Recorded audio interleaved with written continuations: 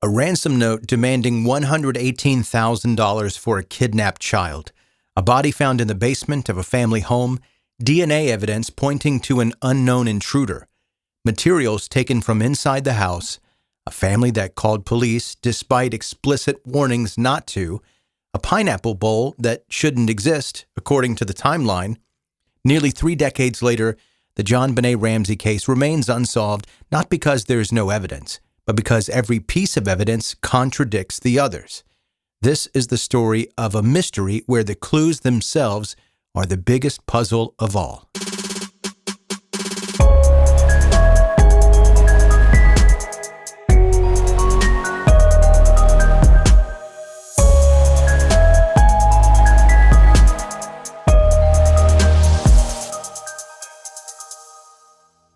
December 26, 1996. It's 5:52 in the morning, and Patsy Ramsey comes downstairs to make coffee.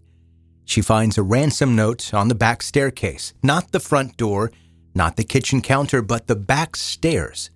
The note says her daughter has been kidnapped and demands $118,000 for her safe return. Now, here's what you're supposed to do when you find a ransom note. Maybe. You called the kidnapper's number, if they left one. You follow their instructions. You definitely don't call the police because they specifically warn you not to. Now, I'm probably personally going to call the police, but I will specifically tell them everything the ransom note says because I don't want what happens next to happen. Patsy Ramsey reads the note and immediately calls 911. Then she calls her friends and invites them all over to the house. A house full of people. So if you're keeping score at home, the kidnapper said don't call the police and don't tell anyone. And within 30 minutes, the house is full of police and friends. But here's the really weird part. If your child has been kidnapped, wouldn't you immediately search your entire house? At 1:05 p.m., that's hours after they initially found the ransom note, John Ramsey finds JonBenét's body in the basement. The timeline makes no sense. The note says the kidnappers will call tomorrow, but it's already tomorrow. The note warns against police, but police are called immediately. The note demands money for a kidnapped child, but the child is found dead in the basement. Either these are the world's most incompetent kidnappers, or something else is going on here. First, let's focus on the ransom note. The kidnappers apparently brought their own. Wait, no. They used the family's notepad and the family's pen. Like, what? They found those items in the house, sat down at the kitchen table, and wrote a 2.5-page ransom note. Police found practice notes in the house too, meaning someone made multiple attempts to get the wording right. In this ransom note, it's genuinely the strangest piece of evidence in any case I've ever seen. First off, it's 2.5 pages long. Most ransom notes are 1 paragraph, if that. We have your child, give us money, don't call the cops. Done. This note is practically a novel.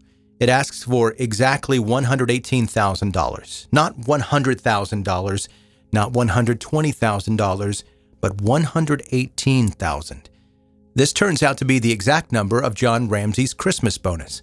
So either the kidnappers did extensive research into the family finances, or they knew this information personally. The language in the note is bizarre.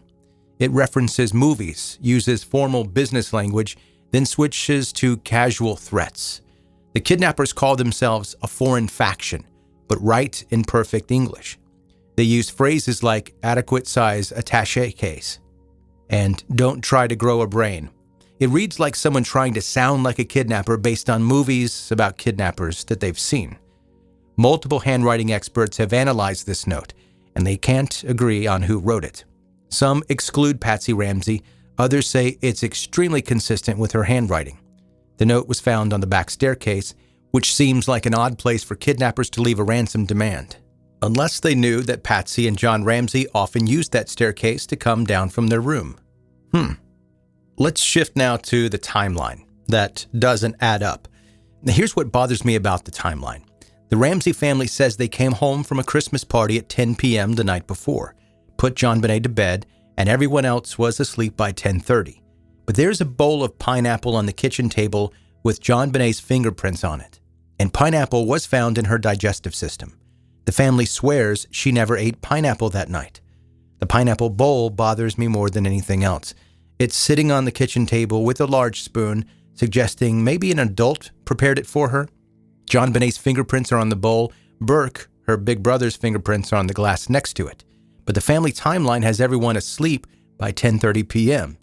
When was this pineapple eaten? Who prepared it?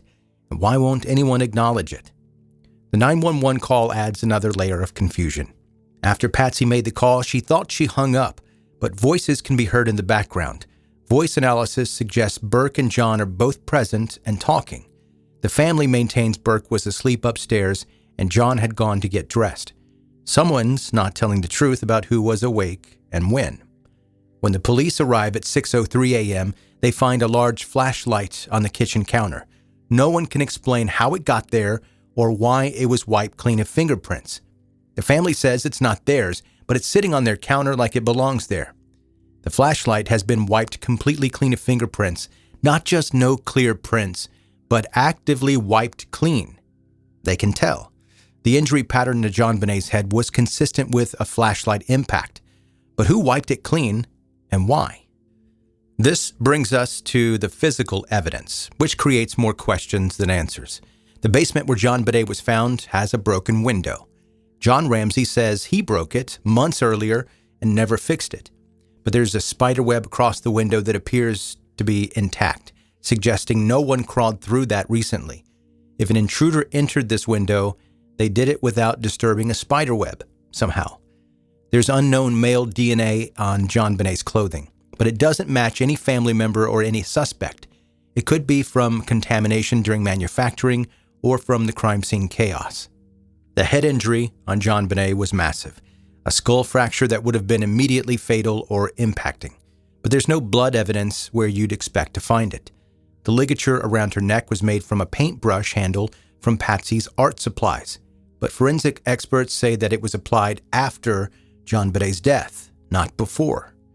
The body was found wrapped in a blanket in what looks like a deliberate arrangement. There's duct tape over her mouth and a rope around her neck, but neither the duct tape nor the rope was ever sourced.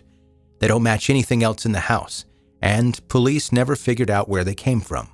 The rope around JonBenét's neck was tied with a specific knot that required some knowledge to create. These aren't random acts of violence, they suggest deliberate staging of the crime scene. And the crime scene was contaminated within hours. Friends were invited over. People were walking all through the house. Evidence was moved before it could be documented. Whatever happened in that house, the physical evidence was compromised before investigators could properly process it.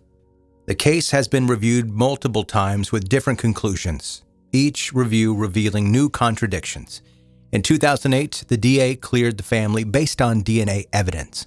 In 2016, investigators suggested the DNA wasn't as definitive as previously thought. Modern DNA testing might provide clearer answers, but the case remains officially unsolved. The intruder theory has problems.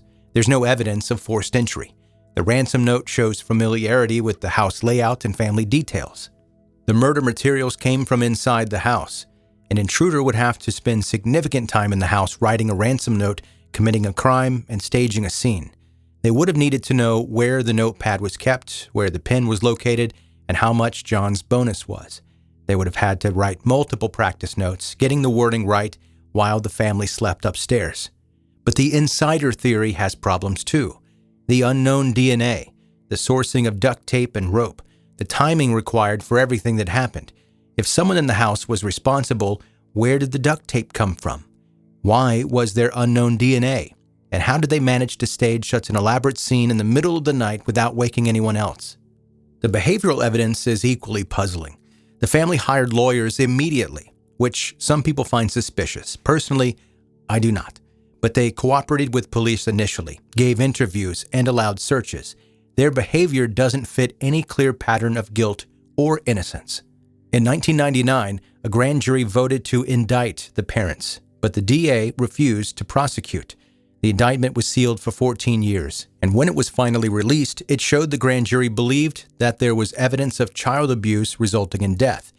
They didn't say who they thought was responsible, but they saw enough evidence to believe a crime had been committed.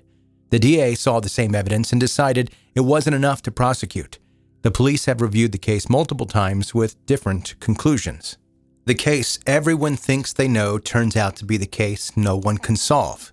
What makes this case enduringly mysterious isn't a lack of evidence, but the way the evidence contradicts itself at every turn. The ransom note suggests kidnapping, but the body is found in the house. It never left the house. The staging suggests an outsider, but the materials are from inside. The DNA suggests an intruder, but the behavior suggests inside knowledge. The media coverage shaped public perception, but the actual evidence is more complex than the headlines suggested. The case has become a tabloid sensation, but the forensic evidence tells a different story than the one most people remember. JonBenét Ramsey's death remains one of the most perplexing cases in American criminal history. The morning that started with a ransom note ended with more questions, and nearly 3 decades later, those questions remain unanswered. The mystery isn't who killed JonBenét Ramsey, necessarily. The mystery is why every piece of evidence that should provide clarity instead deepens the puzzle, creating a case where the truth seems to exist in the spaces between contradictions that may never be resolved. Thanks for listening to 10-Minute Mystery. I'm Joe, the host, and if you enjoyed this episode, please leave a rating and review if that's something you want to do, and also follow 10-Minute Mystery wherever you're listening to this podcast. And also, if the true crime world fascinates you, you might like my other podcast. If you've never heard of it, it's called 10-Minute Murder. For more information about that, you can go to 10minutemurder.com. Thanks again for listening to 10-Minute Mystery. I'll see you next time.